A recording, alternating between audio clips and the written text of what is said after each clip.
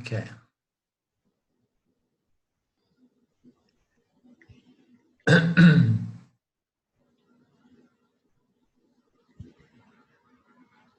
So it does so by inference. So similar to the way a conscious person observes the unconscious functions of the computer, the conscious self witnesses the unconscious functions of the brain. It does so by inference. It sees thoughts and actions originating from the unconscious mind into the conscious mind from a moment to moment. So we can infer, we as consciousness, we can infer by inference. We can infer. I do not understand. It does so by inference. Similar way, a conscious person observes the unconscious functions of a computer. So we infer the unconscious function. Okay, understood. We infer the unconscious function of the mind and the brain and the mind, from the standpoint of consciousness. How? How so? By observing conscious mind. The conscious mind, all the thoughts and feelings and emotions originate from the unconscious mind to the conscious mind from moment to moment. We can infer that there is this unconscious functions of the computer. The conscious self can infer that. Besides, brain functions is described in two ways. Electrical activity, which we have already established, is unconscious. And the flow of thoughts. Are thoughts conscious? No, because they are known and revealed in the light of consciousness. So we have no doubt about that. Brain function is described and it is proved or it's demonstrated in two ways, as electrical activities and as a flow of thoughts. So when we look from the standpoint of science, they look at all these electrical activities in the brain and they think like, wow, okay, there is consciousness operating here. The other way is to see the flow of thoughts now from more like a psychological aspect. We watch our mind and then we see what the nature of the thoughts that are floating in my mind on a moment to moment basis. So those are two ways to observe brain function. But the question here, the point here is, are the thoughts really conscious? No, they are not. There is electrical inputs or activities, signals that we see in these sophisticated machines, electrical signals. Are they conscious by themselves? Of course not. The thoughts are not conscious. Those electrical signs and signals are not conscious because they are known and revealed by you, consciousness. So consciousness is the only conscious principle in which phenomenon can be seen, experienced, and revealed, illumined and revealed. So none of that is consciousness. None of that is self-conscious on the mind level as thoughts, and on the physical level as electrical impulse, electrical signals, or electrical activity. So consciousness cannot be the flow of thoughts because it is independent of the flow of thoughts, or even it's independent of thoughts altogether, because even when there are no thoughts, what do we say when there are no thoughts? Say, wow, I was in such a state of samadhi. There was this incredible silence and peace. There was no thoughts clouding my mind. There was no stress and no inner agitation, anxiety, because there were no thoughts, there was no mind. So consciousness is not attached to any flow of thoughts. Okay, it's an independent principle. We can be free from thoughts in samadhi or in deep sleep, and we know that we do very, very well. So this flow of thoughts cannot be consciousness. We are just hammering on this point, which is the root problem of the jiva when the jiva starts trying to discriminate the self from himself, because this identification with the flow of thoughts, my notions, my ideas, my concepts, what I want, what I don't want, all this flow of thoughts, we tend to get confused and identified, and often we think that that is consciousness. A lot of people think that consciousness is thought. I remember talks with some of my friends. They say we are going into such an age of communication with thought is going to pervade everything, and then it's going to be a massive consciousness, and everybody's going to be enlightened, and so on. I mean, there are all kinds of concepts like that, in the spiritual world. And I remember myself, I'm talking about decades back, say, hey, I mean, consciousness is not thought. I mean, people can have the internet nowadays and create this web of notions, ideas, and thoughts. It's going to go and cover the entire planet, this web. But yet, that is not consciousness. That is thought, which is just a superimposition on consciousness that comes out of consciousness by the power of Maya. If you exist in deep sleep when you are conscious, because existence, satya, and consciousness, chit, are the same thing. If you exist in deep sleep, then you are conscious. Yeah. So we have determined already in the previous class that existence and consciousness, they are the two sides of the same coin. They are synonymous. So if we exist, that's one of the best proofs when we say like, wow, am I really conscious? I'm really conscious when I'm in deep sleep. We say, yes, you are conscious. And you are, more importantly, you are consciousness. Why? Because we can infer that you existed all through, and not only you existed all through your deep sleep. Dream and deep sleep, you existed. You have been there. We know with the dream, we can know more clearly that we were there because we can capture some of those scenes, and a little bit of memory remains of those projections. But when there is no projection taking place, a lot of the time we think like, so, but now, so am I really there? Yes, you were there. How do you know? You know by inference. So if you don't really have a sense that you were there, at least know that you existed. Why? Because you exist before going into deep sleep, you exist now after you come out of deep sleep. It means to say that you have existed indeed during deep sleep. Otherwise, you would be cold dead right now, right? So I exist, and since I existed, a proof that I consciously existed. As consciousness, I existed. Okay. So I'm conscious, really conscious. Yes, we can even say that there is a certain conscious, there is a certain sattva element in there. Okay, that allows you to love that state so that you often want to go back to that state, as we say. So we don't want things unless we know that there was an experience of joy there, right? We don't want anything unless we know that there is an experience of joy there. And we know there is an experience of joy in deep sleep. It's very subtle. There is nothing really going on there, but we love it. We know that we exist. We are there even when there are no thoughts, when there are no objects being present to us, like in the awakened state. Okay, so that is about Sat Chit. So how about Ananda? No, we are still defining the self. The last time we covered the Tattva Bodha, we unfold this term self. So what about Ananda? No? Like Ramji says, Ananda is the most important because it's which allows us to enjoy the fruits of this knowledge, right?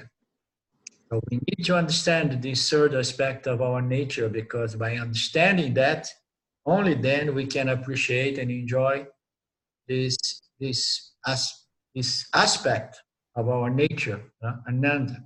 So what about this Ananda? Ananda, from the English translation, means bliss.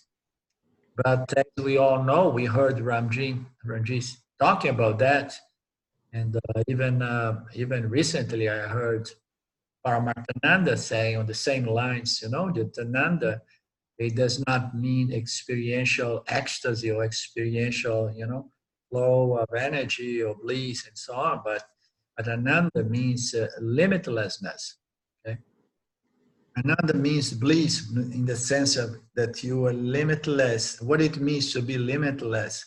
It means that there is nothing limiting my sense of existence. There's nothing really make me feel like, oh, I am incomplete because I want this and this and this and that, and I wouldn't want this and this and this and that.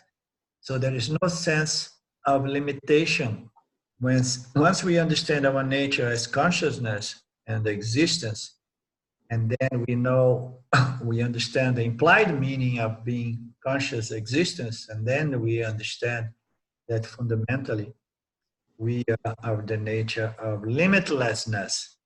Consciousness is all pervasive, it pervades everything, and it's conscious by nature, it's infinitely all over time and space, all times and all space.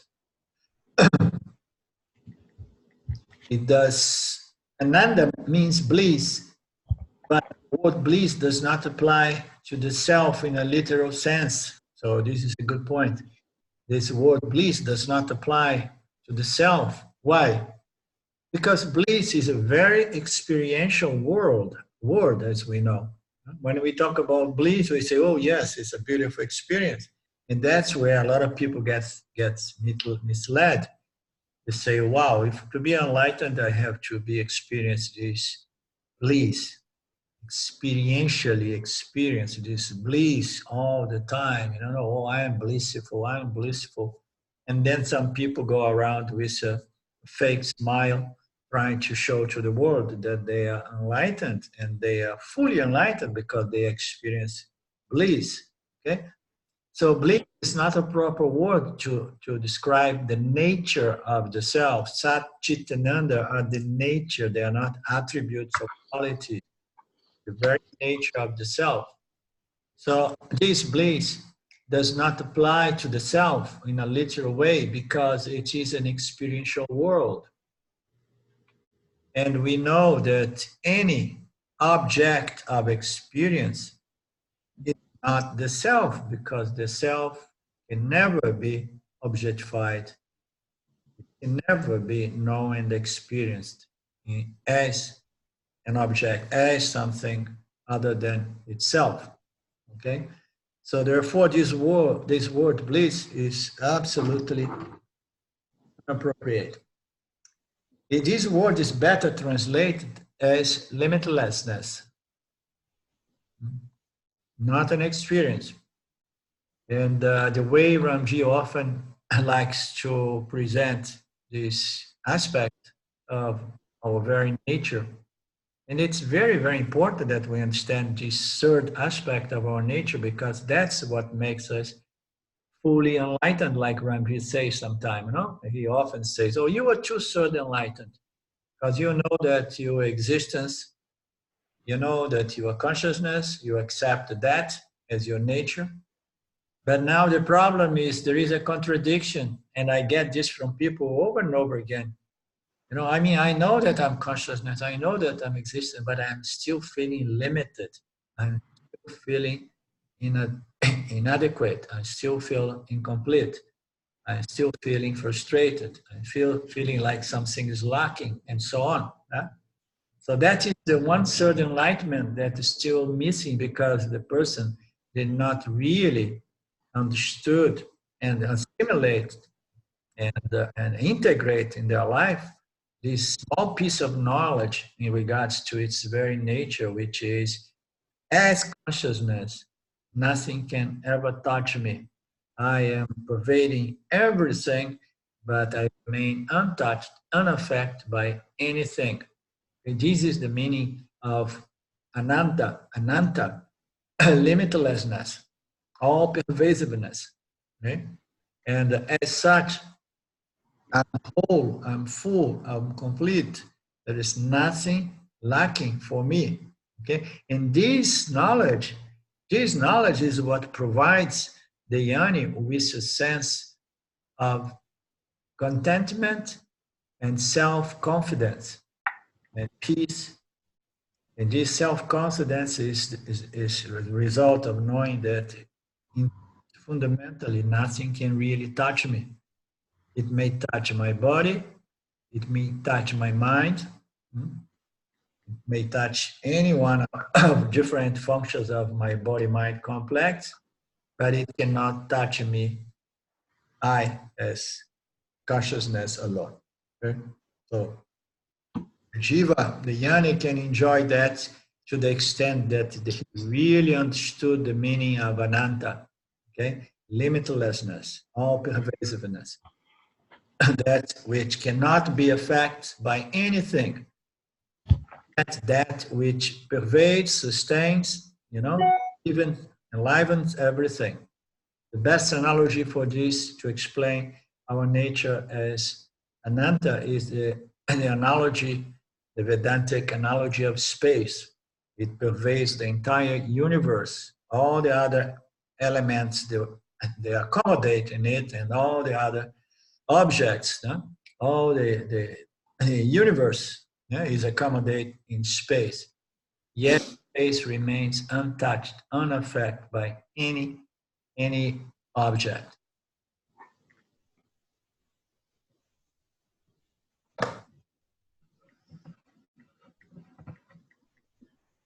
Okay.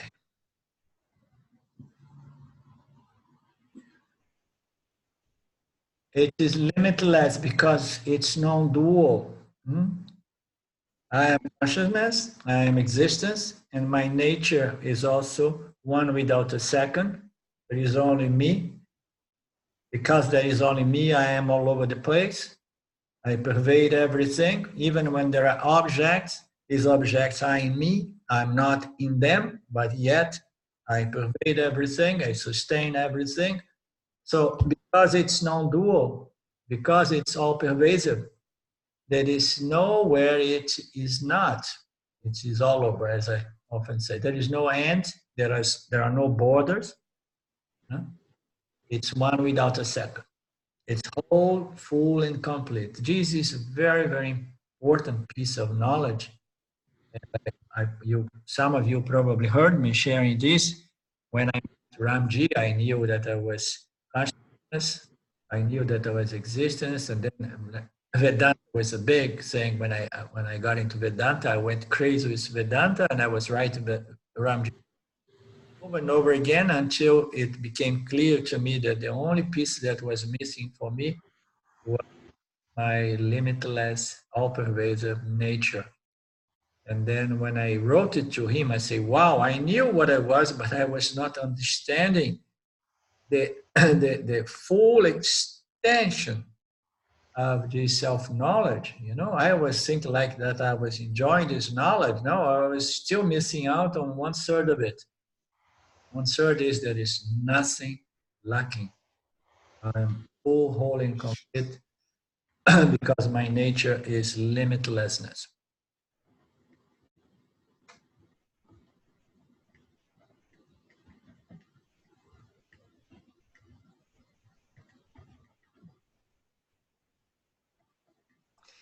And then there is a nice commentary here that his existence, consciousness, and limitlessness is a precise definition for the self.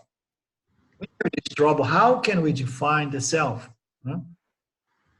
So the rishis, or the Lord, Isvara, has come up with this beautiful definition. Satchitananda, existence, consciousness, limitlessness, is a very precise definition of the self. Because anything we say, some people in some other spiritual circles or philosophies, they may have other definitions. They say that it's vast. for example. It's huge. If we say that the self is vast, we are dealing with a definition that that's not really precise. It leaves a lot of room for confusion because there are many other things that are huge and vast. Now, the self is really big and really vast. And they'll say, okay, so I think that our planet is very, very big and very vast. So how about our planet? Is it the self? I say, no, no, no. It's more, it's bigger, it's vaster than that. So no, we don't use those kind of words in Vedanta. We say that the self is existence, consciousness, and limitlessness. And this definition is so precise because it does not apply to any other thing. You can imagine, you can really think it over and over and over and over. There is nothing else that this definition applies to. Okay? Existence, consciousness, and limitless, all in one package. Okay? Existence is consciousness, and it's free of limitation. It's not vague, it's not abstract, it's not subject to different interpretations. It only applies to the self. That's the beauty of Satchitananda.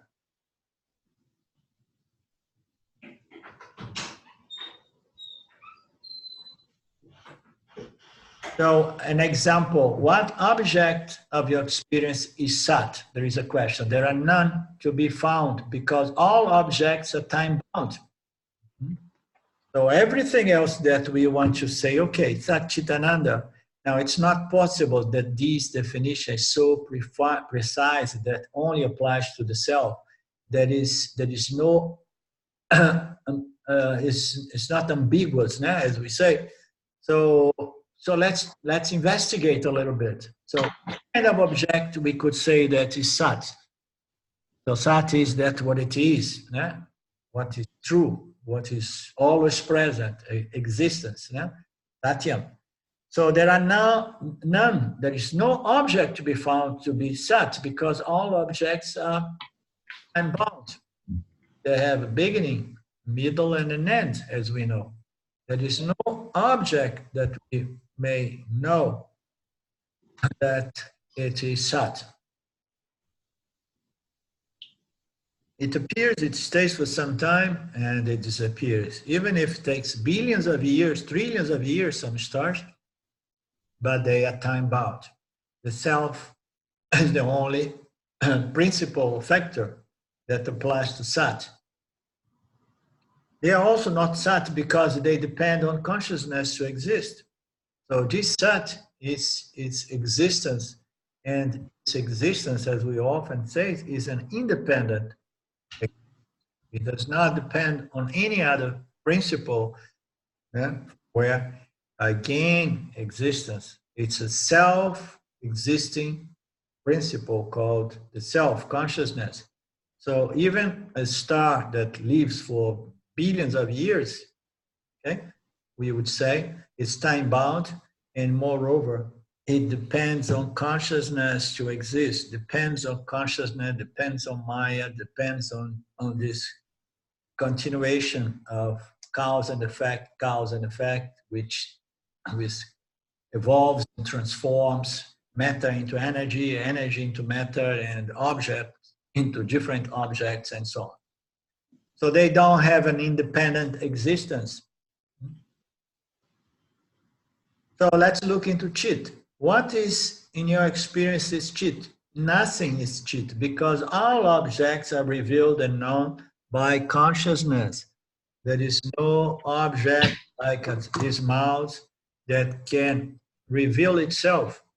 There is no object, not a thought, not a memory, not a feeling, none. Subtle or gross or dense object, no object is self-revealing. They all depend on consciousness. They are made out of consciousness, and they are revealed and known by consciousness. They are not self-conscious. They cannot know anything. Okay? Therefore, they are unconscious. So we say all objects, they are not Sat, they are not Chit. And how about limitlessness, Ananta? No? There is nothing that we could say is limitless because all objects are bound by space. No? There is no object that could take over the whole existence and say, oh, I'm a new object here, I'm going to be pervading everything. This is the Mr. Space. Mr. Space, if he would develop an ego, he would think like, I am the one here, okay? Because I am the one limitless. I pervade everything. But fortunately, he does not have a mind. He does not have an ego. He's a good reflector of consciousness in that sense. Therefore, he's free from developing ego. Otherwise, the space could become a super ego. Very difficult to cure his enlightenment sickness, right? Right?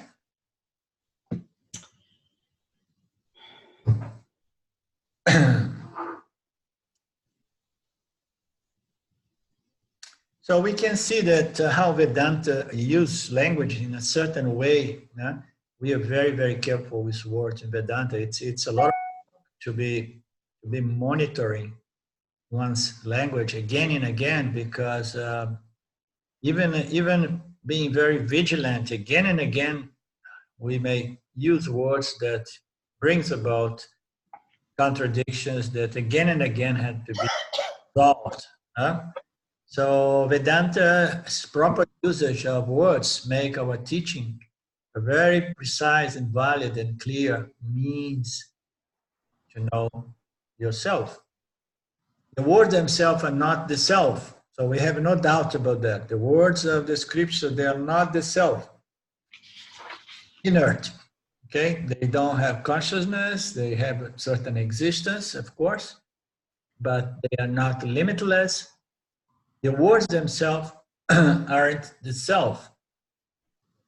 But by contemplate on the words, the meaning, the implied meanings of the words, the nature of the self becomes clear, provided, of course, the inquirer has certain degrees of qualifications developed, and the help of a good friend that can have some qualities as well, qualifications as a teacher or something like that, exposure.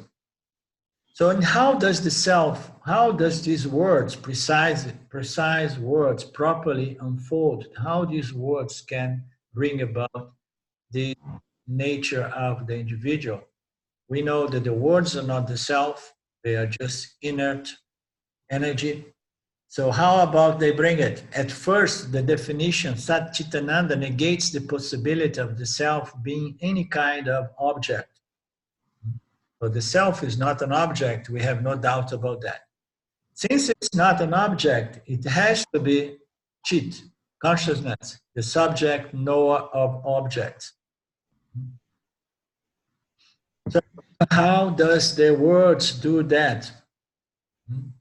At first, the definition of Satchitananda negates the possibility of the self being an object of knowledge, an object of experience.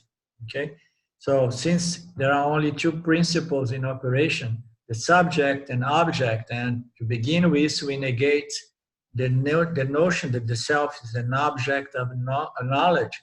And then we do that by implication, revealing to the knower, to the inquirer, that consciousness is the very nature of the inquirer, the subject principle.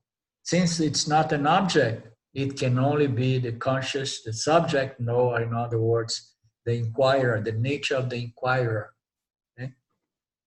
And because it is the knower of objects, it is not affected by them, because it is Satya, the absolute order of reality.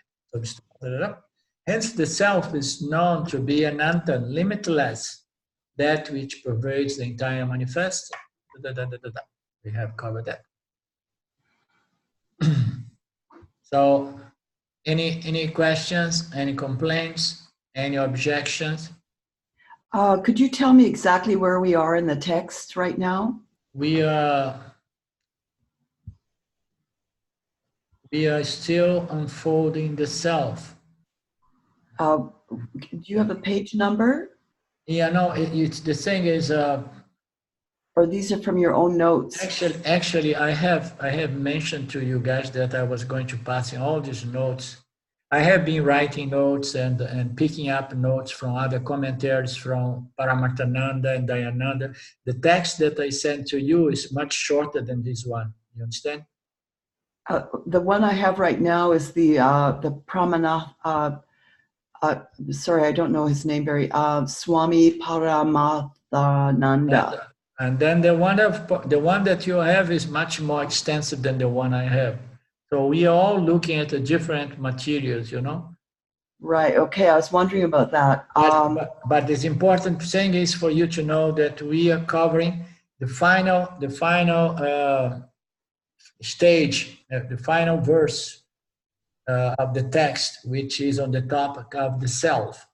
So we went through many other topics before, the previous, the three states, the 5 sheets, and the 3 states, the 3 bodies, and so on. And now we entered into the self. Towards the end, we entered into the self, which is a short kind of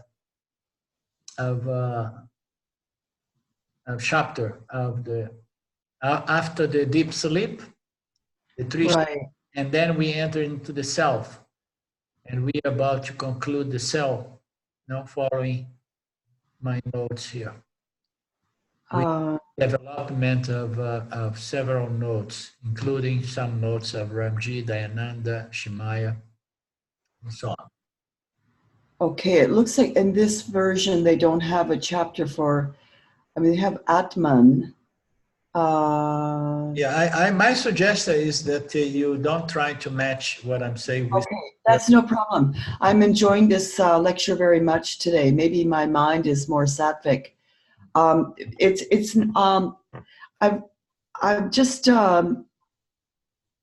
some things are.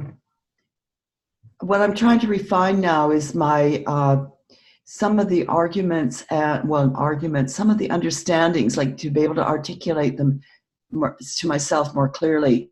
So, like the notion that we understand consciousness through inference.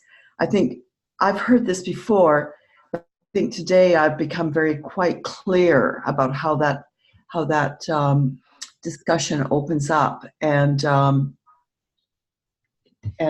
so thank you very much, Arlindo. Yeah. Okay, there is some inferential knowledge of for consciousness when we analyze certain experience, certain levels of our experience. But consciousness, it does not need to be inferred, because it's during the awakening state, especially when our mind is alert. Okay, it does not need to be inferred. It can be directly experienced, because consciousness is shine in our mind during the awakening states, all through. You understand? So it's all there. It's shining. It appears as the mind, but then the understanding, the teaching helps us to resolve the mind into consciousness. Okay, there are several teachings that proves to us that the mind, the very mantra Tattva, it's one of those declarations that says that the Jivatma is Paramatma. There is no separation. Understand? So it appears as the mind, but in truth, it is consciousness, because the mind, as we know, it does not really shine. It's enlivened by consciousness. Consciousness being the only source. And we have all these teachings that can prove to us firsthand, directly experience that we are not the mind. And one of the simple ones is that how can we be the mind if we see and we know the mind? Huh? You see, I see the mind, I know the mind, I experience the mind. My mind is like this, my mind is Tattva, as you said. There is a principle that objectifies the mind. And this principle that objectifies the mind can never be objectified, because it's the absolute subject conscious principle. Right. Let me close the door here because Silva arrived.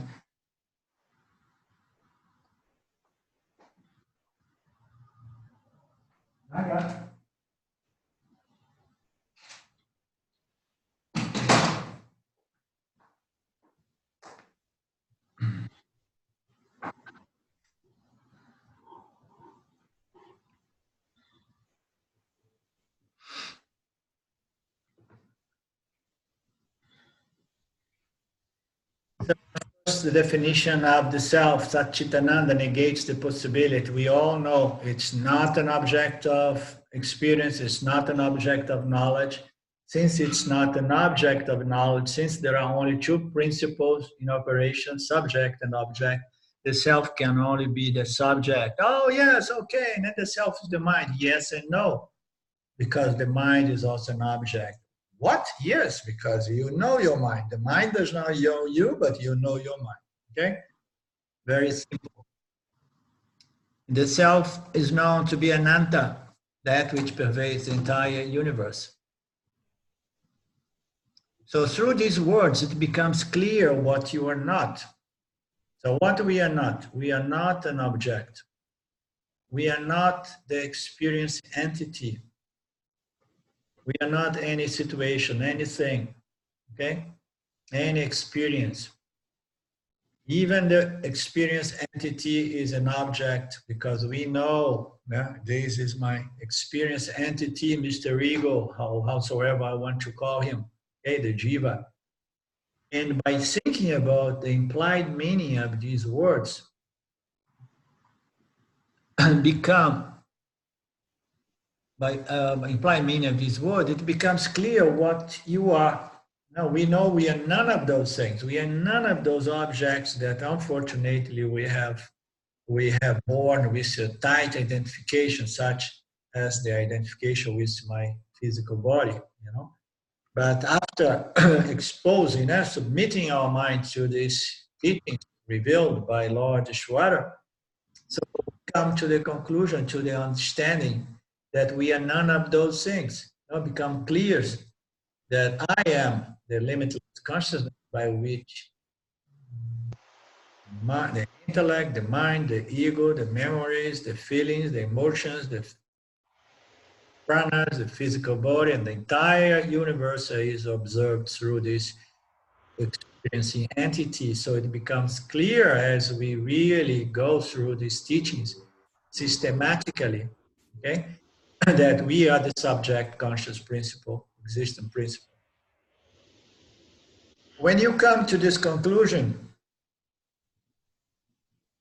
it's not as if you become the self, right?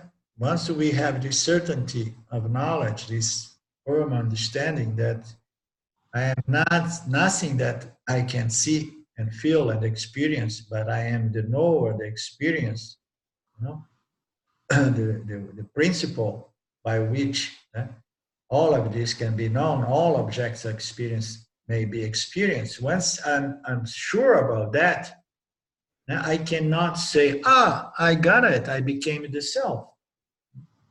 Nobody ever says, oh, I became the self. If somebody says, I say, oh, I got it, I transcended and somehow I became the self. If somebody says that, somebody is making a very common confusion. It thinks that the self is a very sublime kind of mystical experience, and thinks that now I am in this kind of state of experience, therefore now, only now I became the self. So this is a misunderstanding, it's a confusion. So self is being superimposed, I mean, mitya, a state of experience being superimposed on the self, and the self or the individual goes under this confusion to believe that now I became the self. Therefore, people say, oh, I got it, I became. Another way to say is I got it. Oh, I lost it. When we say I got it, we say I lost it. So what is the implied meaning? Is that the self is something that you can get it and you can withdraw from it or let go of it, right? Which is an absurdity. So you don't become you don't get it, okay? You are the limitless consciousness existence by which all objects are known. It's a matter of direct knowledge. It's not only a matter of direct knowledge. It's only a matter of direct knowledge. I was telling to you, Trudy, that is direct knowledge. The self is the most simple thing to be known because it's always available to our access. We can access it all the time directly because it's always present with us. Of course, it needs to be gained. This certainty of knowledge has to be established through the mind, in the intellect, and the intellect needs to be alert in the waking state. No? But in the waking state, provided we are in the waking state, and then there is no way that we can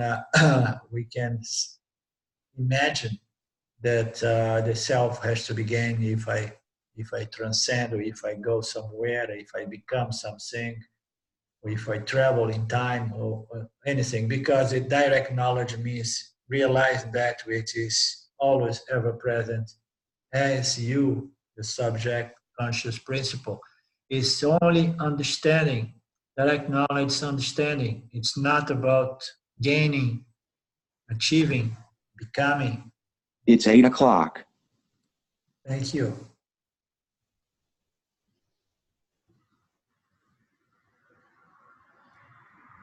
And this is why words work. Words can yield knowledge, right? So words can yield knowledge, but actions cannot. Why actions cannot do the job? No matter how much sadhana, physical sadhana we may do, yoga we do, you can never gain self-knowledge by the means of yoga. No, yoga in the sense of karma yoga or Vipassana yoga or any kind of action-oriented yoga. So you can never do that because there is nothing that you can do will make you to become or make you make you accomplish something or gain something, which is your very nature. The nature of something is that which is there even before you. You know, the nature of something is that without which. So that thing is not that thing anymore. But when we say that it's your very nature, it means you don't need to do anything to travel, to try to become, try to transform you into the self. Oh no, I'm going to transform the self, the jiva into the self. No, the jiva is the self. It's just a question of understanding. But for this understanding to take place, we need to have the mind prepared, and prepare the mind. Only then, in this case, we need yoga. We need different kinds of yogas. And the natural sequence or progression of yoga is like as preparatory work is Kama yoga, yoga, Jnana yoga. So this is the model of Vedanta. Kama yoga, Vipassana yoga, Jnana yoga. The problem is that in the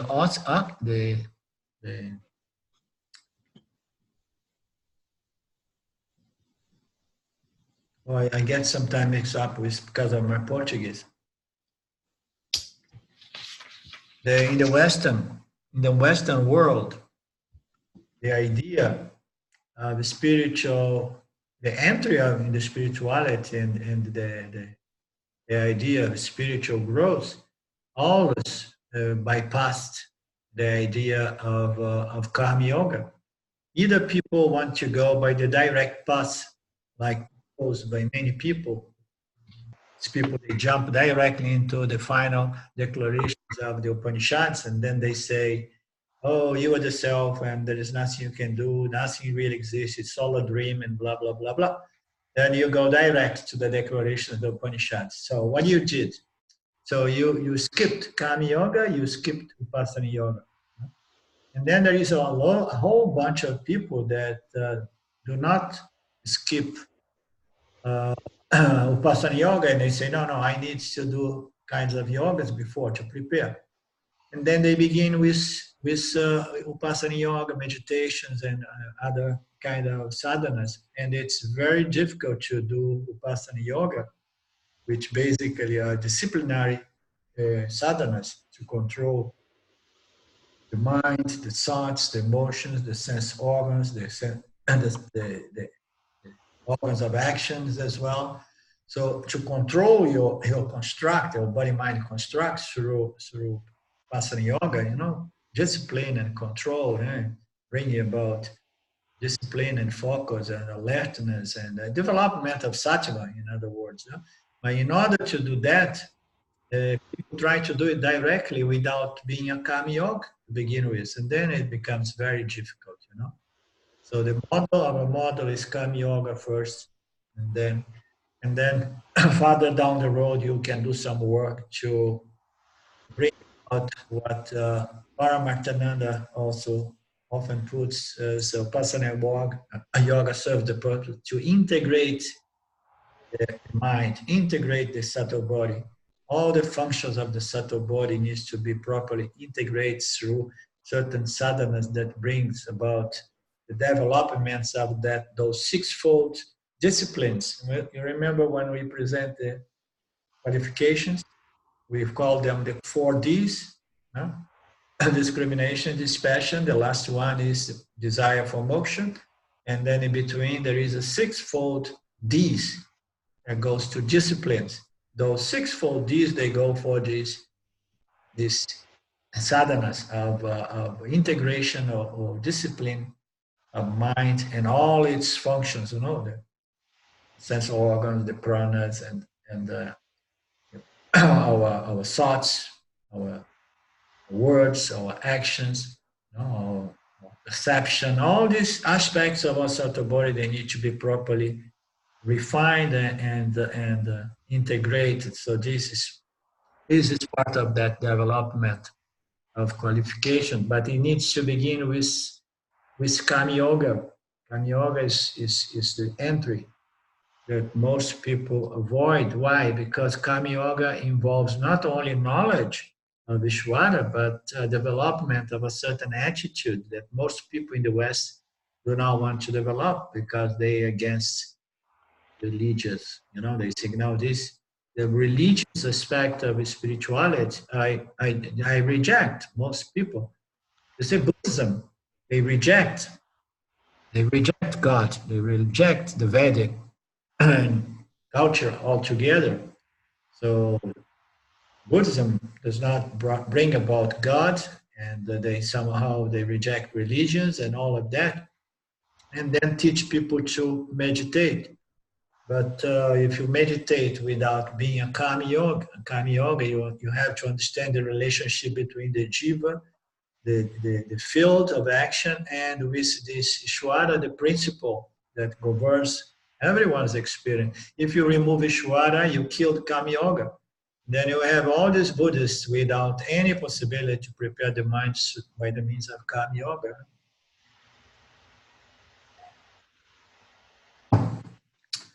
Okay, having said so, we are good to go into the next topic. The next topic is the creator and the creation. Now, Ishvara is the creator, as we know. Well, we can call it it's a joint venture or a partnership between Maya and Ishvara, the creator, and the creation. So the first statement is, how can there be a creation?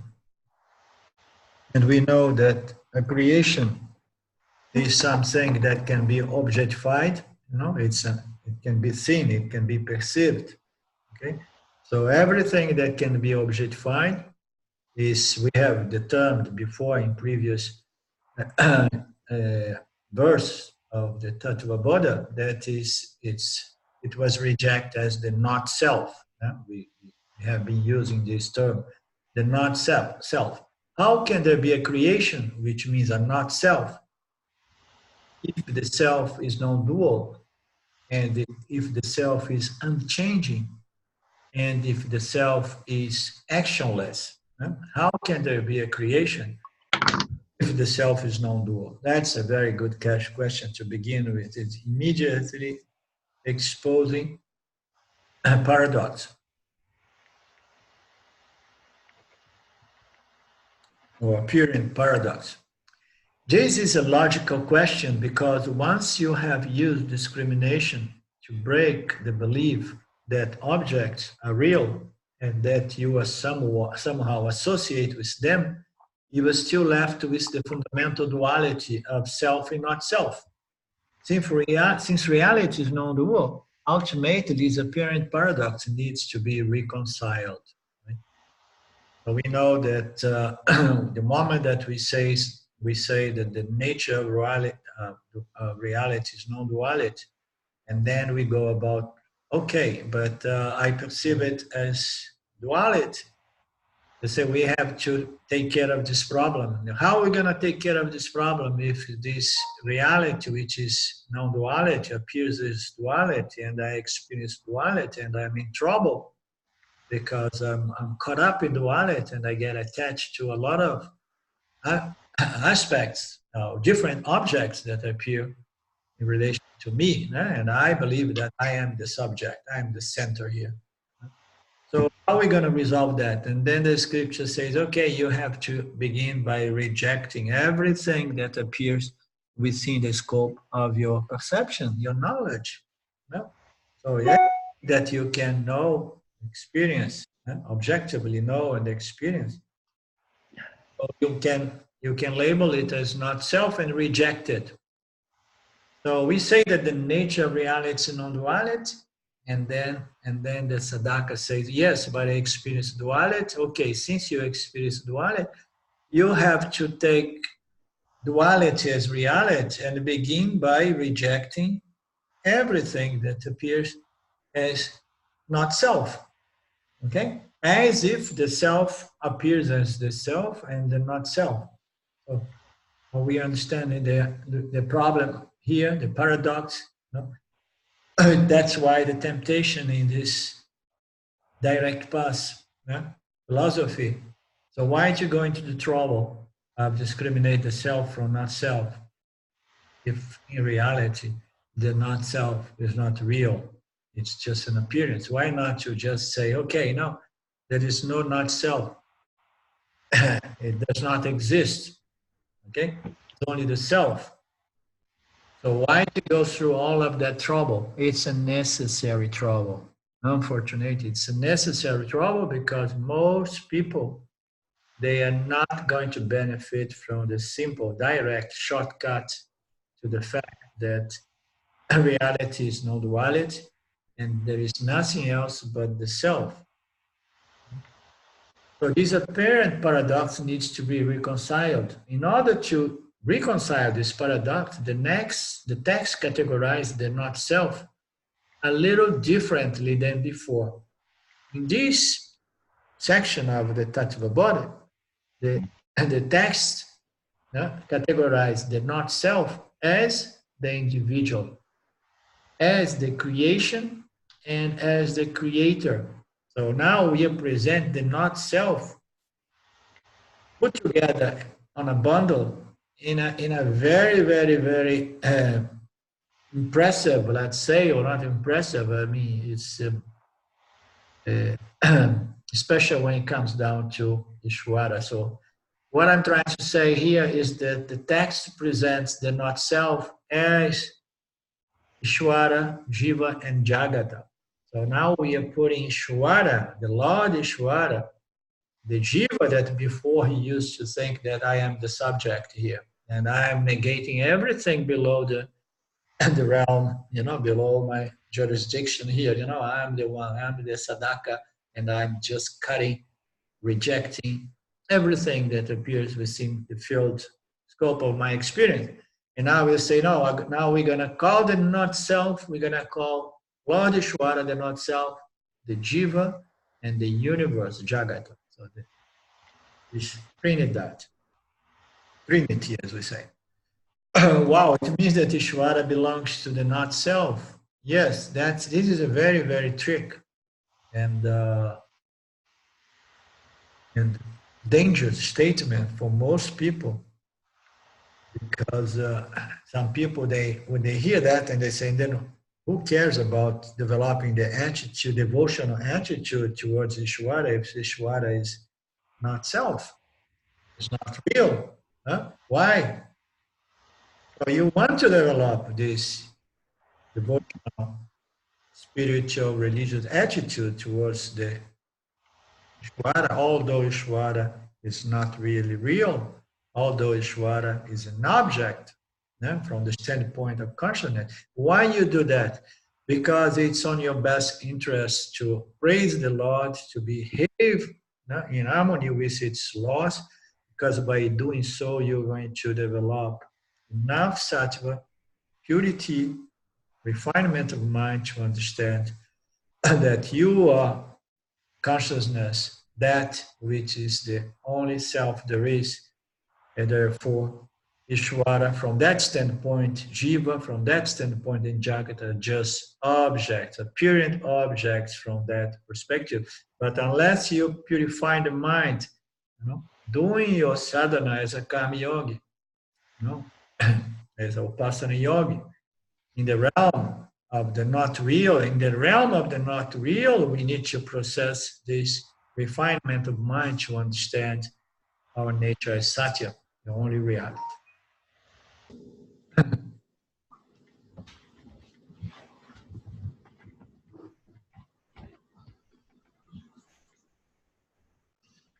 So that when we start the Mandukya in the end, it destroys everything and say there is nothing really exists, everything is not real.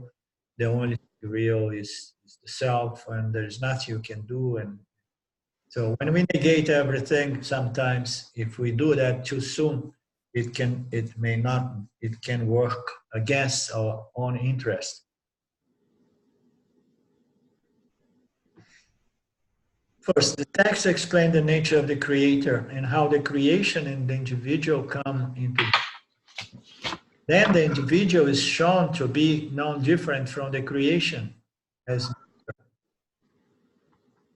What is matter? Three energies which develop the elements, right? So we explained in the beginning the nature of the creator. In most of our texts, we come to understand the nature of the creator is consciousness in association with Maya, to become predominantly what we call Sattva Guna, Sattva. So that's the nature of creation. Then the individual is shown to be no different from the creation. Why? Because the creation, the Sattva becomes the entirety of the creation, composed by the elements and all the gunas and so on. And the individual is shown to be no different from the creation as matter, the three energies plus the five elements. And after that, the individual and the creator are shown to be no different as consciousness alone, thus facilitating the knowledge of non-duality. So the point here is to understand that the text explains the nature of the creator. It's very important that we understand this development, and we're going to go through that.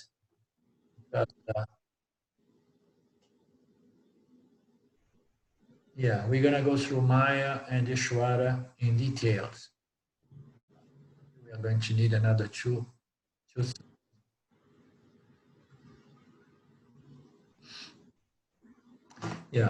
The text explains the nature of the creator and how creation.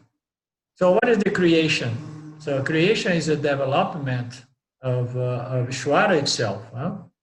So consciousness associated to Maya produce Ishvara, who has the knowledge, pure knowledge, intelligence called Sattva, pure Sattva, not entirely pure, because everything has to reflect in Maya.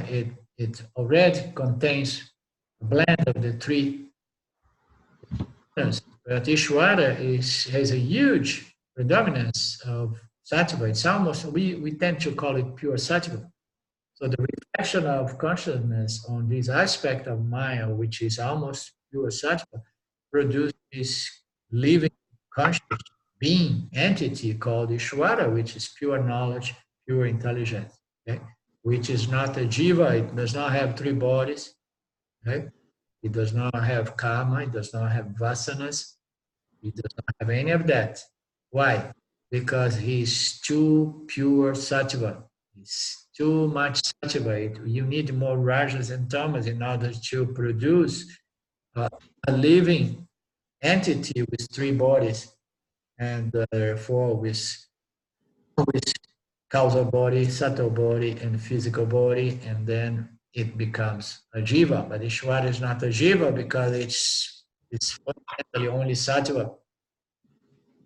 So this text explains the nature of this creator, Ishvara, and how this creation unfolds to produce the individual as well. Individual is nothing but an object, integral part of this creation.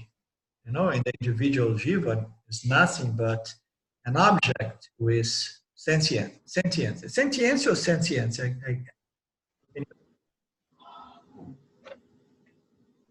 It's sentience. Sentience, because in Portuguese it's sentience, and then I keep mix up sentience. Thank you, Vidya. So, the individual jiva is nothing but an object like many others, but it's a living, self-conscious individual. It's sentient. So the text explains how Ishvara unfolds the creation, in which the individual jiva is integral part, and it comes into existence, into being. Then the individual is shown to be not different from the creation, from the standpoint of matter. So what is the difference between the three energies and the five elements, which constitute my body, from all the rest of the matter contained in the universe? Okay?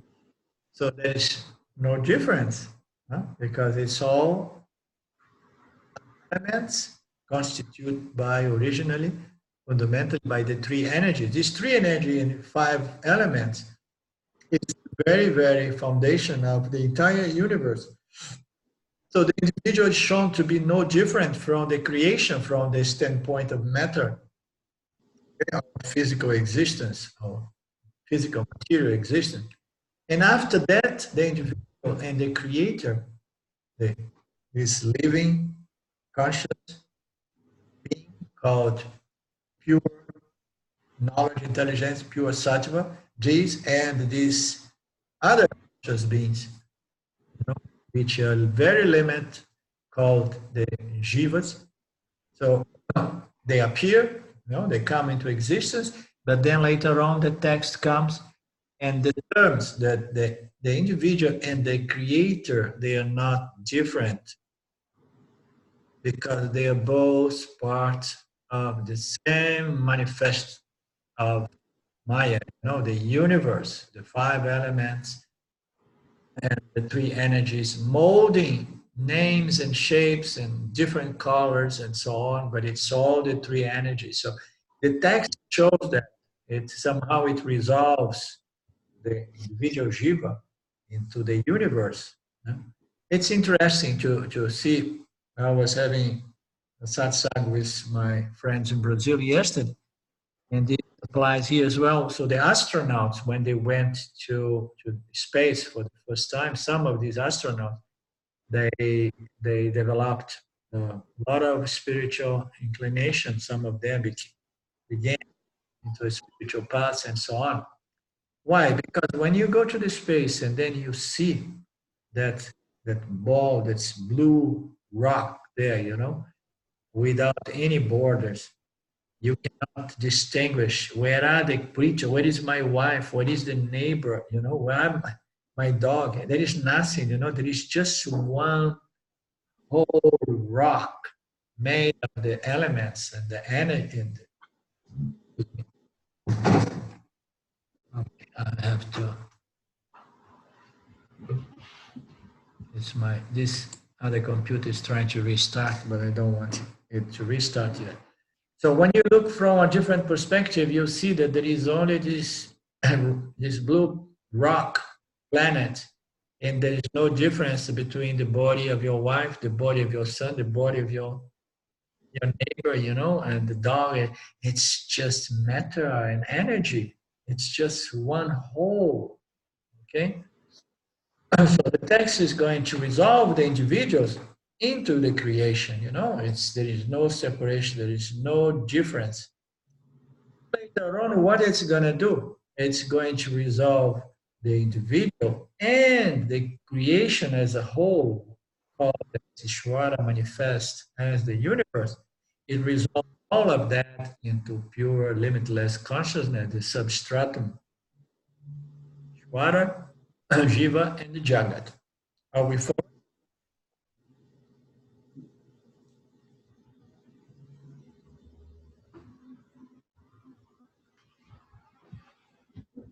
As we have covered, the manifestation of Mithya is owing to Maya, power that depends on the self for its apparent existence.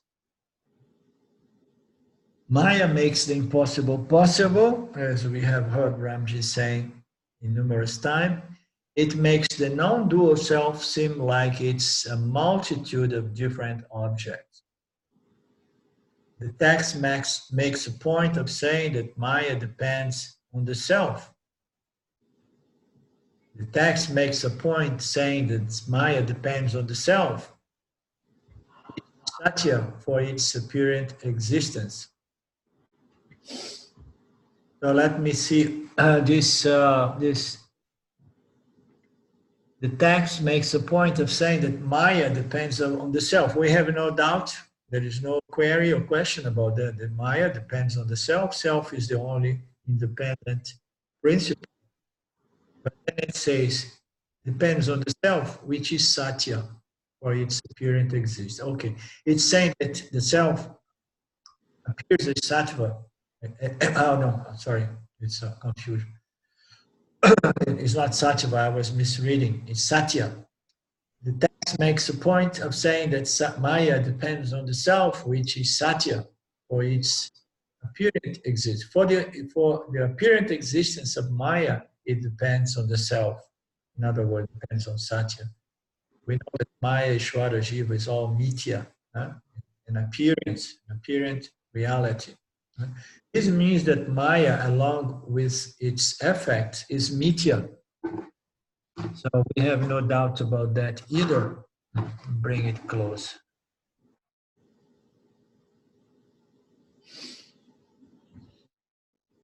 Maya, this means that Maya, along with its effects, is Mithya. So which are the effects of Maya? The effects of Maya are Ishvara, Jiva, Jagat. Okay? Well, those are the effects of Maya. This means that Maya, along with its effects, it's all Mithya. Even though Satya and Mithya seem like duality, they are not duality because there cannot be real duality between the self and something that does not really exist, but only apparent exists. But this is a very important point. Because the only way we can understand the non-dual nature of reality is by really understand that Mithya, meaning to say Ishvara, Jiva, and Jagat, is not really real. It's almost like non-existent, like Krishna says. That which appears now and then is almost as good as non-existent. That which exists here and not there is as good as non-existent. That which always is, that is the real reality, the real existence. So even though Satya and Mithya seem like duality, they are not, because there cannot be duality between Satya and Mithya, between something that is always ever existing and things that come and go, okay? In other words, apparently exist. So duality is possible only due to this power of Maya, which rejects this apparent order of reality in which we jivas appear. Okay? But none of this is really real. What it means to say there is no duality. It's only the self. It's only self. It's only ocean. It's only water. It's only gold. It's only clay appearing with so many different other names and forms. So that's the same. So the astronauts, when they are up there, from that perspective, when they look there, see all these diversities of names and forms. They just see this beautiful blue rock from space. So there is this beautiful blue rock. I don't see any names. I don't see any pluralities there, I just see this beautiful thing there. So likewise, when we really investigate very closely and attentively, there is not even blue rock floating in space. There is only consciousness alone. There is space here, but the space is still, once we investigate carefully, we understand that the space does not really enjoy independent existence. Space is not conscious. Space is not always ever present. Although space appears to be limitless, it is limitless within the scope of this manifest existence, which is just a small little thing within the scope of consciousness. Understand? So it means to say that duality can be resolved by the understand that none of this we caught up with is really real. There is no duality. There is only the self. There is only consciousness. There is only existence. The same way there is only gold. The same way there is only clay. In the same way there is only water and not oceans and waves.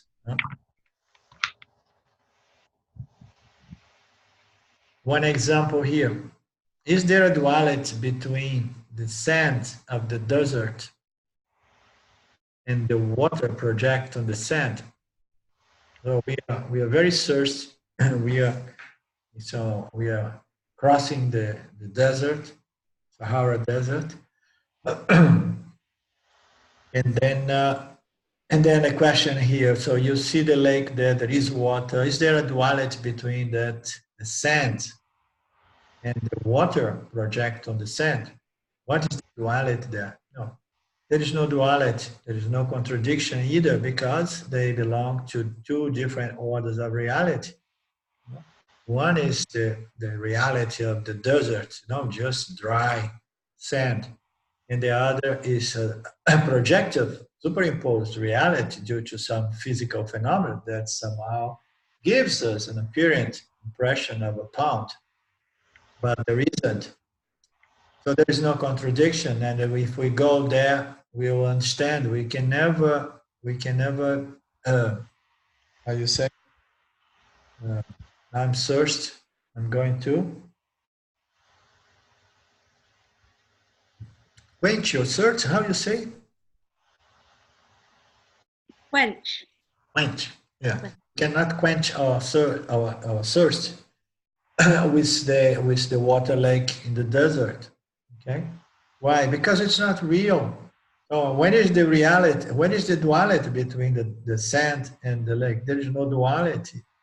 It seems that there is a duality, but the lake there is not real, so unreal that I can go there and I'm gonna be even more thirsty because I had to travel for several miles to reach there to find a lake that does not really exist. So no duality. Why? Because they belong to different orders of reality. Can I ask something? Please. Does the sand really belong to the same order of reality as the water? If you see what I mean? Because they're both meteor, right? Yeah. So even though we say the water does not belong to the same order of reality. Well, those are all analogies. So when we look into the analogy of the ocean as well, or when we look into the analogy of the gold and the gold ornaments, they are both mithya.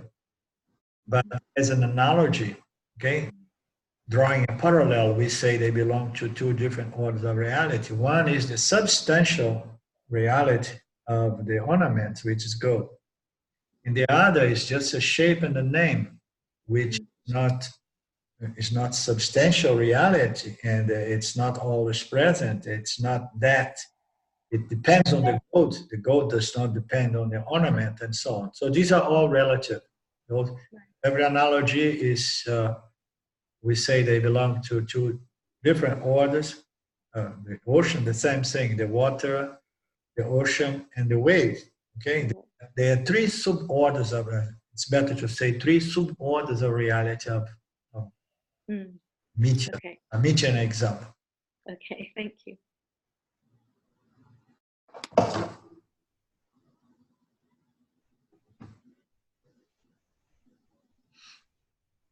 But since the appearance of duality cannot simply be dismissed because it persists even after self-knowledge, the relationship between satya and mithya needs to be understood. That's very important. So we know that the final understand is that mithya is not real. It's almost like non-existent. Okay. And but the fact is that mithya is persistent even after self-knowledge, moksha, and so on, unless somebody gets caught up with the idea that self-knowledge is emptiness or nothingness or the void or nirvikalpa samadhi. No audio here.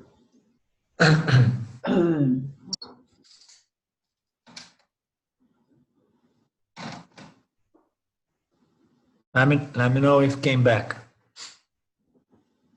So we missed something there, Arlen. I will go back.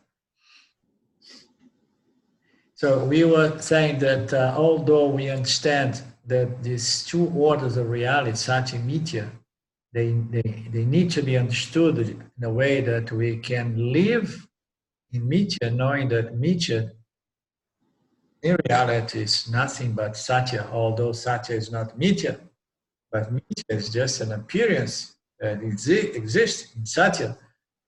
Okay, so we need to know that. But once we know that, it does not mean that the duality disappears. People believe, especially people coming from those yoga spiritual circles, they believe that duality should disappear and you should go into a certain state of samadhi in which there is no duality 24/7. Some people really believe that, that enlightenment is an experience that somehow removes the experience of duality on a 24/7 base. But that's not the case. Even the best yogis, they cannot manage to maintain a certain state of mind for much long, because the three energies are going to modify and one state of mind changes. It's natural that it changes because everything in mithya changes. Huh? So if we understand that, and then we understand that even after self-knowledge and moksha, duality is going to remain, the appearance of duality is going to remain. So since the appearance of duality cannot be dismissed or removed, because it remains, it persists even after self-knowledge and moksha, the relationship between satya and mithya needs to be clearly understood. It needs to be explained and properly understood, this relationship. You see, this knowledge, not only to know what's mithya, to know what's satya, and to understand the relationship between mithya and satya.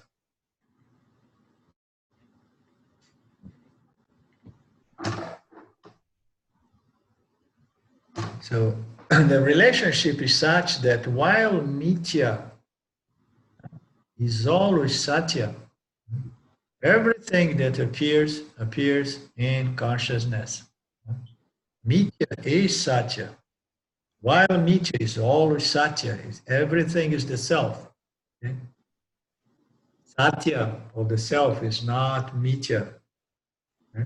Satya is the only reality, is that which is Sat Chitananda. Mitya, the world of objects, although they appear within the scope of the self, therefore, like in the Gita, Lord Krishna says, all of this belongs to me, all of this exists within me, but I'm not in any of this, I'm free from all of this.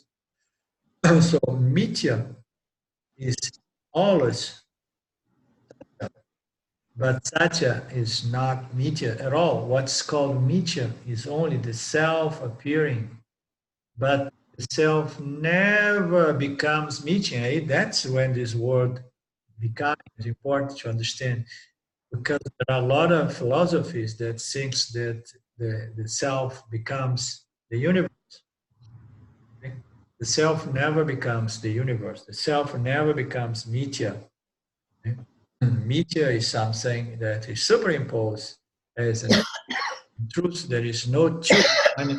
When we believe that the self becomes something else, and then we go into duality, and then we have to deal with more than one reality, and then we go into all kinds of contradictions.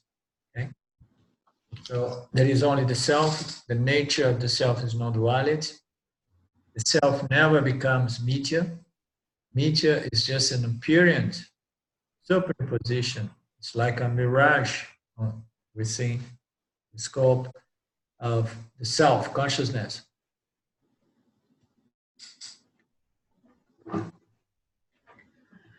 It's like the previously mentioned example of the clay pot. While the name pot and the form it refers to are always clay, the clay is never the name and the form. So this example of the clay and the pot is very, very classic, traditional Vedanta example or analogy. The name pot and the form it refers will always be clay. And the clay will never be the shape and the name given to that shape. Okay? So the clay is free. That is absolutely unreal. From the standpoint of the clay, all of this is just a trip. It's just a projection. Okay? People, I'm here, I'm clay, and people are giving me certain names. And some of these names I don't like, maybe, So the clay would be like, wow, what's happening here? These people are crazy. They project all the time. From my perspective, there is only myself here, the only substance in my substantial reality. It's all me. That's the point. So the clay does not become a pot. It does not become a cup, a plate, or anything.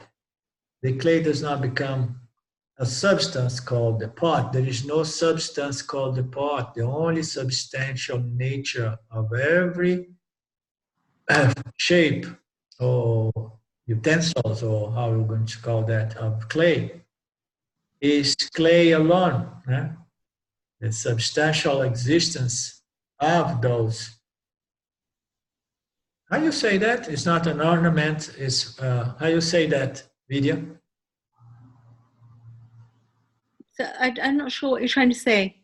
I say that the clay becomes a pot. The pot are just, in the case of gold, we say they are the ornaments of gold. In the case of the clay, it becomes pot, cups, plates, and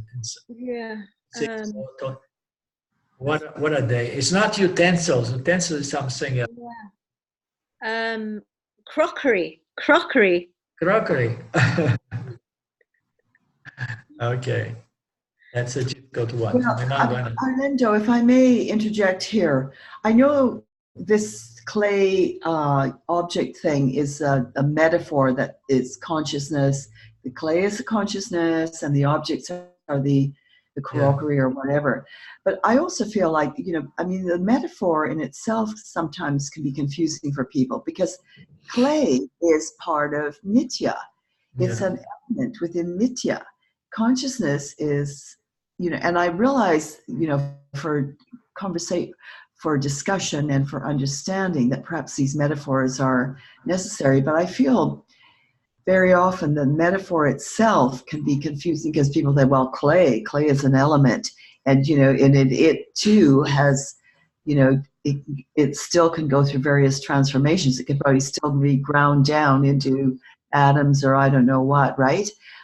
But so, I mean, I'm not going to throw out the baby with the bathwater here, but for a lot of people, these metaphors themselves, I mean, you have to keep reminding yourself, these are metaphors. These are metaphors for consciousness versus the nitya. I mean, we have to use language, and then we need to create these analogies and metaphors to exemplify the relationship between Satya and Mitya, right? So right, exactly. Vidya No, I has understand asked, but I feel Vidya has asked the same question a few minutes ago in respect to the sand and the water, no? The water in the desert and the lake, the mirage, you know, the water and the sand. I mean, one is Satya, one is Mitya, and of course, both expressions of Mitya, but in analogy, you know, one enjoys a status of a certain reality, which is a substantial reality. And this substantial reality, it borrows reality to names and forms. And then the substantial reality of clay is going to give birth to a lot of crockeries of clay, if you said it right. Okay, but both of them, of course, they are the physical, material elements belonging to Mitya, but it's just as an analogy. And all analogies, they are going to fall short. Even the analogy of space to describe consciousness, existence, it falls short because consciousness has everything going, space has everything going to it. It's all pervasive, accommodates everything, you know. Apparently, it's beyond time, you know, it's beyond space because it is space, you know, but it's not conscious. So analogy is it's limited because there is nothing that can describe consciousness except, and the relation between Satya and Mitya, consciousness and the objects that appear in it. Nothing can describe that except Satchitananda. But when we want to describe the relationship between Sat and Mitya, then we have to come up with analogies, and these analogies all belong to Mitya. The language belongs to Mitya. Yeah? Every examples we have belongs to Mitya.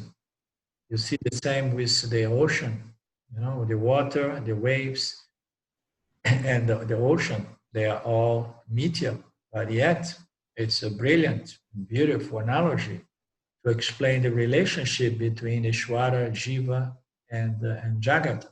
Yeah? so. And going back to the just go over Mitya has no. It's just we have no. There's I think James Schwartz says this. There's no. You can't say why does Mitya occur or why is it rising. It just is. I guess that's the theory or the non-origin. I don't know. Then the Mitya is a byproduct of Maya, and Maya is that which cannot be explained by logic. The scriptures say that Maya is that which makes the impossible possible, and it's inexplicable, I would say, cannot be explained by logic. Okay, we can understand Maya because of its effects. We know that there is nothing that comes into existence without a cause, and we understand that we trust the statements of the Upanishads when they say that the consciousness does not cause really anything because it's not a doer; it's a karta. transform itself into anything, and it does not do anything. It does not have any power to create anything. Okay. That Maya arises on its own. Yeah, and then Maya is by inference. So we understand that there must be a cause to the universe, since nothing happens without a cause. This is a cause-effect universe. So we we blame on Maya, since we cannot blame consciousness. The consciousness has nothing going for it in order to be able. It does not have any attributes, property. It's just this existence conscious principle, you know, that without which nothing will ever manifest. But consciousness itself does not do anything. So Maya does, and the scripture attempts, these revelations attempts to explain to us in which way Maya does that, and it's a beautiful teaching. How it somehow unfolds itself to become Sattva, Rajas, and then the development of the elements and so on. So, but we can't really say that if there's consciousness, then obviously the Mayic world automatically arises. Can you repeat, please, Trudy? Well, if there's consciousness, then Maya world always arises as well. I mean, they're really not separate in a way. No, they are not separate. It's Maya is not something that is really associated to consciousness, but it's yet not separate from consciousness. The same way that the mirage in the desert is not an integral part of the desert, but we cannot say that it's really separate from the desert. Okay, of course, only within the desert, let's say, it's not the case. But what it means to say that everything in Nitya, although not real, yet exists, you know, not separate from consciousness alone. All happens within the scope of consciousness, although consciousness is not really in any of this, but everything is within consciousness. And the power of Maya, it comes into effect. The most fundamental duality that, of course, this goes to the key, the X of this problem. The most fundamental duality that comes into place is the duality between consciousness and Maya. You know? And the question is, how does this come about? Yeah, like the creation theory, the Big Bang theory, these are again all just more Mayic projections, right? Yeah, yeah. According to Advaita Vedanta. Yeah, yeah. So the question is, how Maya came into existence is not logically understood or explained, and the scriptures do not really explain the motivations behind Maya, on how Maya came into existence, why Maya came into existence, you know. But Maya is a certain power, it's a talent, which is somehow inherent in consciousness. And the best analogy, the best explanation I heard is that Maya is more or less like a talent. As human beings, we have some talents, no? Talents, certain powers too, that may develop, may not develop. You have a talent to be an artist, and you may never have, or I may never had the chance to develop those talents or those powers. They remained in seed form. They remained suppressed due to karma. Okay, but this power is there. This talent is there. So you are free from this talent. You know, the talent may unfold, may not unfold. You don't depend on this talent, but still this talent is there. You are free from it. So likewise, consciousness has these certain powers, being the power, Maya. Maya is the one that about the other powers or energies or qualities called Satya, and Tamas. This is consciousness, and there is these talents or these powers that sometimes they come into operation. Every time it comes into operation, what it does, it produces the most fundamental primordial duality with consciousness. Consciousness, you remember, there's no dual, there's nothing but consciousness. But when Maya awakens, immediately there is something other than consciousness. In this Maya is but a huge, I mean, an analogy, a huge subtle body. It's not a subtle body, but it's a mirror-like substance that immediately develops three energies, and these three energies makes it work as a mirror that reflects consciousness to produce the universe. Understand? So Maya has this power that somehow it is inherent to consciousness, but consciousness is free of this, like we are free of our talent. But from time to time it comes into place, and then consciousness apparently becomes the universe. It does not become, as we said, okay? Same way space does not become anything, it pervades everything, but it does not become anything. So this is all due to Maya, but how this primordial duality came into place, the scriptures do not explain.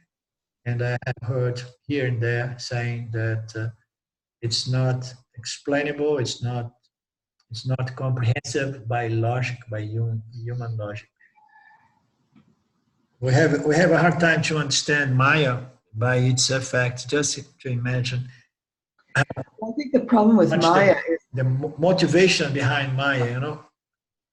Well, I think that the big problem with Maya is that if you don't understand the teachings of traditional Advaita Vedanta, that you're consciousness and separate, that is your reality and that is yourself, then you start identifying with the Mayic world and you try to control it because you want to control gunas to get a different manifestation, like you don't like presenting.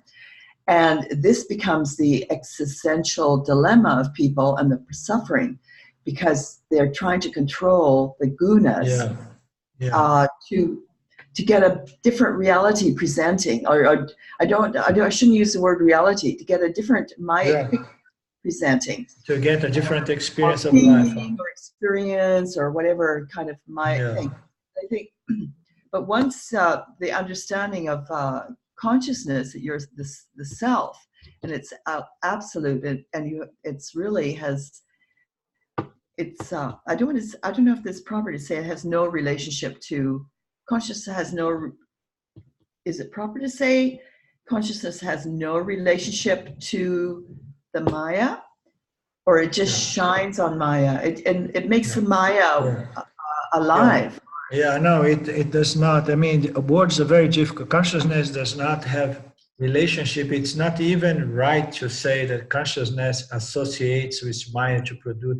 We often say consciousness associates, but in truth, there is no association. Why? Because Maya is an appearance. It's not real. Understand? Yeah, that's that why. Is when we resolve all of these contradictions. So it's better to say the Maya world is only revealed through consciousness, as we know. Yeah, this apparent Maya, that it appears to be real, but it's not real. Yeah, the association appears to be there, but there's no association. Huh? You said something interesting, that a lot of people want to control the gunas, huh? Control as a means to control Maya, no? Because Maya is, in a way, Maya are the three gunas, you know, and his ability. But then the real control of the gunas is Isvara. And of course, Isvara has a certain power over Maya, because it's Isvara that, by the means of the gunas, develops the elements, and then it somehow it creates the world and sustains the world and recycles the world and so on. And we as Jiva, we want to somehow understand a little bit of the gunas, because we want to live in a certain way, because we understood the game here. The game here is that Rajas and Tamas produce video, ignorance. Okay? Tattva produce wisdom and freedom. So as inquires into the nature of moksha, no? We want to develop sattva. Then we want, yes, we want to manage the gunas indirectly, because it's difficult to manage the gunas directly, and it may become very delusional. The whole thing of guna management can become very delusional. But you can manage to a certain extent by observing its effects, you know. If you associate with a rajasic or tamasic environment, you're going to be affected, you know. If you associate with people who are rajasic, or if you watch movies which are very rajasic, if you if you eat food that is very rajasic or tamasic, there are a lot of things that we do if we have a certain lifestyle that is rajasic and tamasic. So if we understand the gunas, we can indirectly uh, influence our mind by developing a certain relationship with the other objects in the field, mainly our environment, with our lifestyle, in a way that we live a lifestyle that is conducive to the development of sattva. Our goal is to develop sattva. Tattva is knowledge, is clarity, you know, that allows us to hold this knowledge of the nature of the self as ourselves, so that we can live freely, apparently live freely in this apparent world, you know. So we can do something but not in the sense that I manage the guna so that I can always get what I want to control my experience. No, the Lord Ishvara is the one who has the power over Maya. Maya, the gunas, but Ishvara, some scripture 9 o'clock. that Maya controls Ishvara or produces Ishvara. Yeah. Some other aspects, some other texts say that Ishvara controls the Maya, in a sense that Ishvara is the one who is going to get these energies, and then he's going to make all these cocktails, you know, prepare it, assemble it in a way, and produce these infinite numbers of objects, you know, sentience and insentient objects. This is all due to the power of Ishvara, the Lord, you know, this intelligent sattva, intelligent, conscious being, principle, you know, that has the power to produce the universe. So Ishvara is the one who has the power over the gunas, but we can do a little work in order to cultivate our mental sattvic condition, because we know that it's fundamental for our success as seekers of moksha. I want to just clarify a little bit, touch a little bit about that. So any more contributions, suggestions, anything else to be said?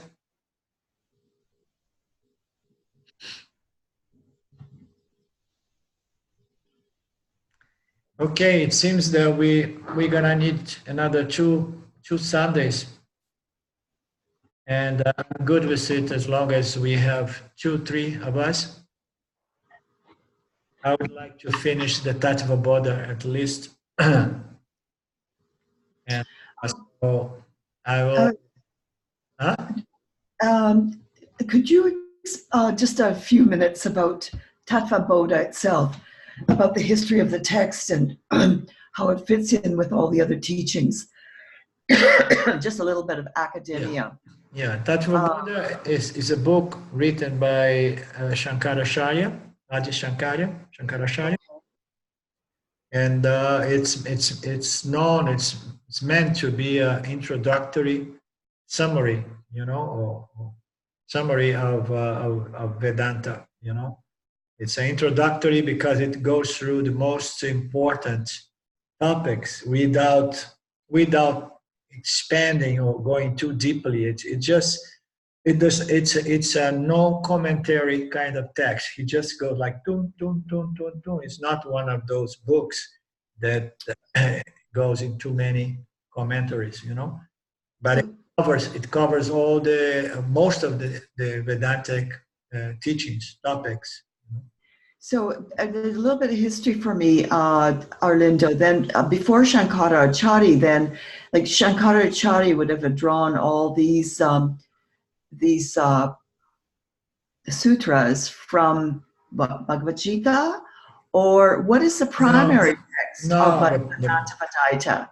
The Vedanta text, the primary text of the Upanishads. The Upanishads. Upanishads, yeah. Not Bhagavad Gita. No. Upanishad. I'm sorry, I'm not very much, I haven't been much of a scholar about what the different texts are. The primary texts are the Upanishads. Okay. And does that, the Upanishads includes Mandukya? Mandukya, yeah. The Upanishads. And then we have other texts which are commentaries on the Upanishads. Okay. So the sutras, or the Brahma Sutras, there are a lot of books, huge, very volumes of people who came later on, making commentaries and discussions about the teachings. Okay, so the original text was revealed by Isvara. These commentaries, they were commentaries made by a lot of Mahatmas and Yanis and so on. Right. But so what are the Upanishad texts? Like there's the Mandukya and there are 10 or 11 that the main Upanishads. It's said that there are hundreds or something nowadays, but it used to be many hundreds before, but they got somehow lost along over the millennia, let's say.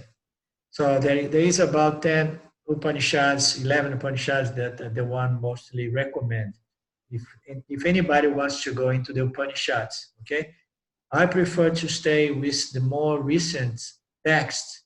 You see, we have the Upanishads original text, and then we have the commentaries over the Upanishads, and then we have another book which is very beautiful that's called Bhagavad Gita, which is supposed to have been written 5 years ago. It's also said to be a text or scripture revealed direct from Isvara, from the self.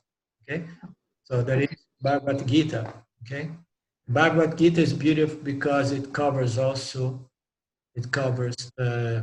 Karma Yoga, Upasana Yoga, and Jnana Yoga, as opposed to the Upanishads that it's basically only Jnana Yoga. Okay, so there are some Upanishads that touch a little bit of Upasana Yoga. I heard, I never got much into the Upanishads because the easiest way to start Vedanta is by studying the later texts of our famous idols, such as Swami Vidyaranya 700 years ago, and Shankaracharya 1,200, 300 years ago. So these are the last two guys that got the teachings, the fundamentals of the Upanishads, and reorganized that on new texts. And these texts are called Vedanta texts. They are newer texts. Okay, they were compiled, and none of these ideas they are original in nature. They all ideas put together by Shankara or Vidyaranya Swami. They belong to the Upanishads. It's just that they rearranged it in different ways, and they explained it on their own style and so on. So I find it the easiest way to study the text of Shankara and Vidyaranya. Most of these Swamis in India, they study the text of Shankara. And Shankara texts, they are all available in the original Sanskrit classic language. Just imagine, Shankara has written volumes on Bhagavad Gita as well, Arlindo, excuse me, but could you tell me that second, you said Shankaracharya, and who's the other one? Vidyana? I'm trying to... Vidyaranya.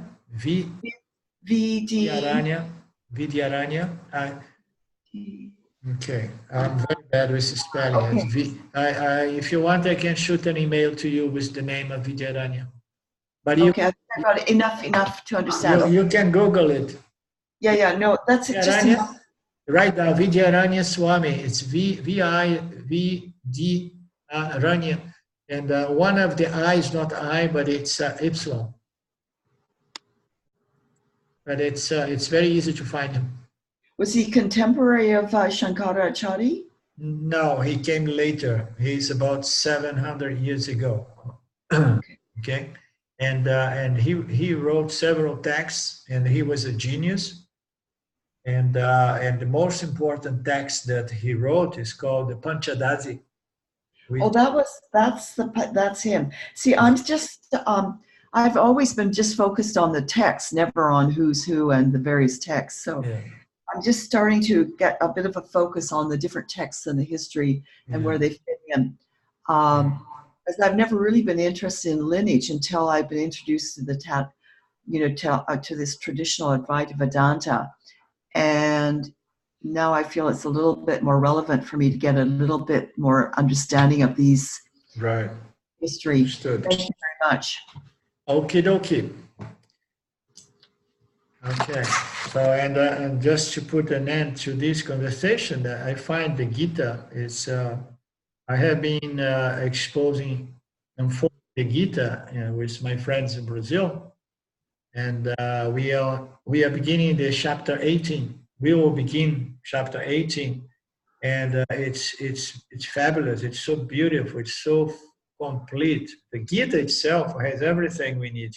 Gita, there's nothing new in Gita. Every notion, every teaching, every logic there is taken by the Upanishads and other texts, and other Vedic texts, let's say. Well, when James presented from Colorado, that 3-month seminar streaming from Colorado, that was on the Bhagavad Gita, it was really quite astonishing. You were there, right? Well, I wasn't there, but I was watching it here in Victoria streaming. Yeah. Gita is very powerful. That is nearly everything we need, plus Karma Yoga. Well, it's just quite a revelation to understand that text is actually the unfolding of the traditional Advaita Vedanta, and that it addresses all the intellectual or emotional dilemmas that the jiva might have in terms of understanding. I found that really quite a revelation in itself. Right. Anyway.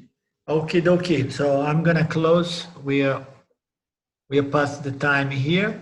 We meet again on next Saturday. Are you going to be available, Trudy?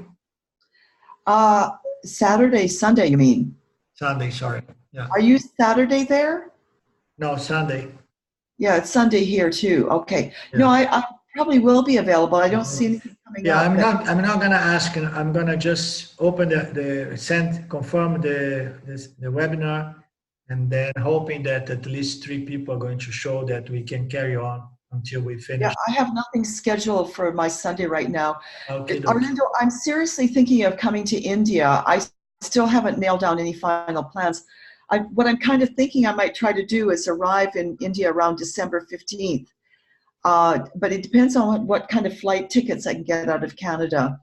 And maybe later if I can get a really cheap ticket. But, once you get into the holiday season, it's hard to get cheap tickets. Where are you going to fly to on the 15th? Tiro? Well, I'd probably, fly into Chennai or into Delhi or anywhere into India, but just with a cheap ticket, right? But maybe it would be later if I can get a cheap ticket. I'm starting to look around for tickets. And I did see one, I forget with who, that went later. And I was surprised, from Canada into India, for a really good rate. But it was during the Christmas holiday. Because I really thought once we hit the Christmas holiday, I could never get a cheap ticket there. But I'm kind of busy with some stuff until about December the 13th. So I could leave December 14th or 15th. And as I say, I'm shopping around for tickets right now. So if you live in mid-December, I'm going to get there by the 3rd or the 4th of January. If you Yes, I understand that. at mid of December, you need to see where you're going to land, because this place where I'm going to go, there is nothing going on there. It's just a Ayurvedic health center. Okay? No, well, I would go for Ayurvedic treatments or something and just hang out the beach or something to do. Okay, Relax. and then you can go there. And then the best way is to look for a flight that takes you to Bangalore. Bangalore. Yeah. Yeah, well, I might have to fly in. Bangalore, the flights to Bangalore are as cheap as the flights to Chennai. Delhi. Or Delhi. Chennai. No, Delhi are the cheapest, but then you have to fly from Delhi to Bangalore, which is not much money either. But And then Bangalore, like you're why building not to fly direct to Bangalore? There are a lot, at least from Europe, there is a lot of flights going to Bangalore. right, but from Bangalore to Mangalore is a domestic flight or Yes, a train? $100 a round trip. Right. No, I know that I've used those low cost carriers a lot in India, so I know them. I'd Yeah. also go by train if I had enough time. I don't mind train. And the Yeah. train is almost free when you're over 65. It's like unbelievably cheap. Oh, I did not know. Oh God, last time I got on an 8-hour, 10-hour trip, it was like, I don't know how they could afford it. It was like, you know, because you get a $65, like when you're over $65, when you're over 65, you get this big discount and they give you a newspaper and meals and water. And I don't know, I think like, how can they afford it? It was like 8 hours for less than $10. Nice. It was really, it's astonishing trip.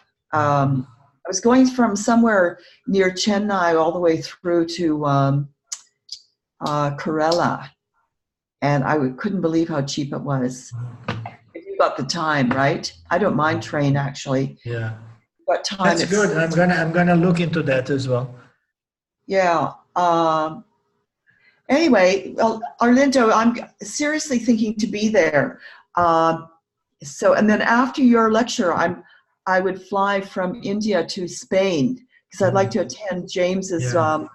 session for Yeah. 20. And Yeah, then there will be a week gap. yes, I noticed that. I And- checked that out already. Yeah. So that's Okay. kind of what I have in mind. Okay, well, thank you very much. I My enjoyed. pleasure. Okay, we'll see you next time. Om Yes. Purnamada Purnamidam Purnamudachyate Purnasya Purnamadaya Purnamedavachmachishate. Om Shanti Shanti Shanti. Thank you, Lord. So Thank I'll you. see you next time. Isvara willing. Shanti Shanti Shanti Om. Shanti. Thank you so much, Arlindo. Thank you.